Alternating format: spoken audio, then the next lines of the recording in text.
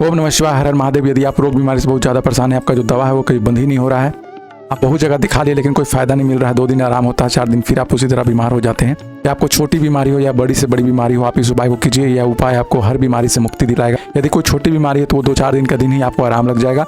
यदि कोई बड़ी बीमारी है जैसे कैंसर है तो वो धीरे धीरे आपका वो रोग बिल्कुल ही समाप्त हो जाएगा 1 महीने के अंदर। इस उपाय को आपको 9वीं या 10वीं तिथि को करना है। तो चलिए जानते हैं इस उपाय को कैसे करना है। इस उपाय को करने के लिए सबसे पहले आपको चाहिए गोबर का कंडा। इस तरह कंडा एक लेना है, ज़्यादा नहीं लेना, आपको मात्र एक कंडा ले लेना है। जब आप कंडा ले लेंगे तो कंडा लेने के बाद आपको लेना है सरसों। आप इस तरह का सरसों ले लें, लेकिन एक बात का ध्यान दें, आपको ये काला सरसों नहीं लेना है, आपको पीली सरसों लेना है।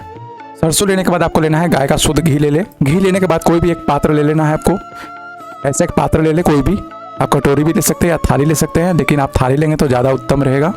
चलिए आप जानते हैं कि इस उपाय को आगे कैसे करना है। ये सब सामग्री लेने के बाद आपको क्या करना है, ये जो पीली सरसों है, ये पीली सरसों को लेना है, इस थाली में रख देना है। थाली में रखने के बाद फिर आप जो गाय का घी लिए थे, गाय का घी को भी इस सरसों में डाल दें।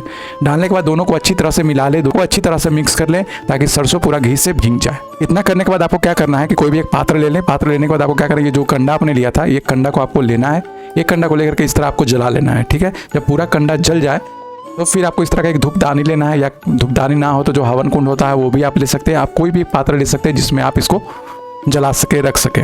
सामग्री तैयार करने के बाद आपको चाहिए एक हल्दी का माला। ये सब सामग्री लेने के बाद आपको क्या करना है, ये जो सरसों आपने घी में मिक्स किया था, इस सरसों को लेना है और एक हाथ में इस माला को लेना है और एक एक माला को जाप करते हुए सरसों को लेना है और माता बगलामुखी और बाबा शिव को बगलामुख बोलते हुए इस हवन में आपको आहुति देते जाना है। आपको ये आहुति 108 बार देनी है। फिर से समझ लें कि आपको एक हाथ में माला को रखना है, माला को जपना है।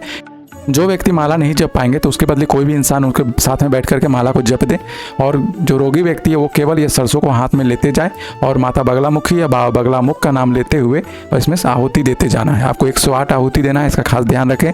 और जो आहुति देंगे, जब आप एक बार बोलेंगे माता बगलामुखी और बाबा बगलामुख, तो ये आपका एक बार गिना जाएगा। ऐसा नहीं कि आप एक बार बगलामुखी बोल दिए और एक बार बगलामुख बोल दिए तो ये 2 हो गया, ऐसा नहीं करना है। जब आप बगलामुख और बगलामुखी ये बोलेंगे तो ये आपका एक बार गिना जाएगा। इस तरह करते हुए आपको 108 बार गिनना है और 108 बार ही आहुति इसमें देना है। इस उपाय को आप किसी भी 9वीं या 10वीं तिथि को कर सकते हैं। आप अपनी कामना बोलते हुए माता बगलामुखी और बाबा बगलामुख से प्रार्थना करते हुए आपको इस सरसों की आहुति देते जाना है। यहाँ तक जो मैंने उपाय बताया है, ये उपाय किसी भी रोग बीमारी के लिए है।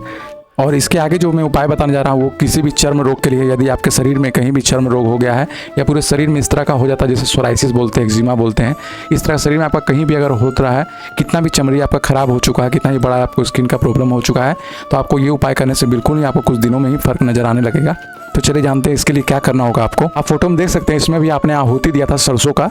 जब ये सरसों पूरा जल जाए, अच्छी तरह से जल कर राख हो जाए, जब ये इसमें जो कंडा है ये भी कंडा पूरा अच्छी तरह से जल करके राख हो जाए, जब ये अग्नि शांत हो जाए, ये अच्छी तरह से शांत हो जाए, तो आपको क्या करना है, ये जो राख बन चुका है, ये जो भस्म बन चुका है सरसों का और जो कंडा है जलकर, तो आपको ये भस्म को लेना है। ये जो राख है इसको आपको लेना है और शरीर के सभी हिस्सों में लगाना है। जहाँ भी आपको सोराइसिस एक्जिमा है, कहीं भी आपको चर्म रोग है, तो आपको इसको लगाना है। लेकिन आपको ये लगाने के लिए आपको 10वीं तिथि को ही केवल लगाना है, ना 9वीं को लगाना है, ना किसी दिन लगाना है, केवल आपको ये 10वीं तिथि के दिन ही लगाना है। यदि आप इसके पहले जो मैंने अभी आहुति देने के लिए बताया था, यदि आप केवल चर्म रोग के लिए करना चाहते हैं तो आपको ये सेम प्रोसेस करना पड़ेगा। उसके बाद आपको इस राख को लगाना होगा। आप डायरेक्ट इसको जला करके नहीं लगा सकते हैं। आपको पहले आपको 108 आहुति सेम उसी तरह देना होगा जैसे मैंने पिछली बार बताया है। यदि आप सिर्फ किसी बीमारी के लिए कर रहे हैं तो आपको ये राख को किसी भी नदी में प्रवाहित कर देना है या किसी भी पेड़ के नीचे डाल देना है। आपको इस राख को कुछ भी नहीं करना है, केवल आपको आहुति देना है। यदि आप चर्म रोग के लिए कर रहे हैं तो आपको इस आहुति को तैयार करके आपको पूरे शरीर में लगाना है। एक बात का बस ध्यान रखें, जब भी आप इसको लगाएंगे तो माता बगलामुखी और बाबा बगलामुख का नाम लेते हुए, उनसे प्रार्थना करते हुए, उनसे अपनी कामना बोलते हुए आपको ये पूरे शरीर में उस स्थान पे लगाना है जहाँ पे आपको सोराइसिस या एक्जिमा या कोई भी चर्म रोग हो चुका है। उम्मीद करते हैं वीडियो आपको समझ में आ गया हो। यदि फिर भी कुछ समस्या हो, पूछना हो तो आप पूछ सकते हैं। हमारा वीडियो पसंद आया तो लाइक कर दे, शेयर कर दे, हमारे चैनल को सब्सक्राइब करना ना भूलें।